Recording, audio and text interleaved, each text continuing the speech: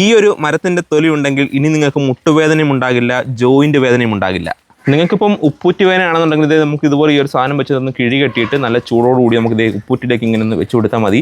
ഒറ്റ പ്രാവശ്യം കൊണ്ട് നമുക്ക് ഈ ഒരു ഉപ്പൂറ്റി വേദന നമുക്ക് മാറി കിട്ടും. മുരിങ്ങ മരമാണ് ഇത്. ഇതിൻ്റെ മുരിങ്ങയുടെ ഇല നമുക്ക് കണ്ടാൽ മനസ്സിലാകും കേട്ടോ. നമ്മുടെ മുരിങ്ങക്ക ഉണ്ടാകുന്ന മരം.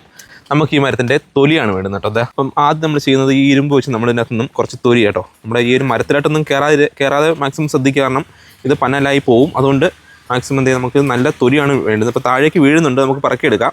ഈ തൊലി നമുക്ക് നല്ല രീതിയിൽ ഒന്ന് ചെത്തി എടുക്കാം കേട്ടോ. കുറച്ച് കൂടുതൽ വേണം. പക്ഷേ നമുക്ക് ഈ തൊലി മാത്രം പോരാ. അതിൻ്റെ കൂടെ ഇത് കണ്ടോ, നമ്മുടെ കല്ലുപ്പാണ്. ഈ രണ്ട് സാധനമാണ് നമ്മുടെ ഈ ഒരു മുട്ടുവേദന മാറ്റാൻ പോകുന്നത്. നമ്മുടെ ഈ ഒരു മുരിങ്ങയുടെ ഈ ഒരു തോലും, അതായത് നമ്മുടെ ഇതിൻ്റെ ഒരു തൊലിയും അതിനോടൊപ്പം എത്രത്തോളം ഒരു പിടിയോളം കേട്ടോ, ഒരു പിടിയോളം നമ്മുടെ ഈ ഒരു കല്ലുപ്പ് ഇടുന്നുണ്ട്.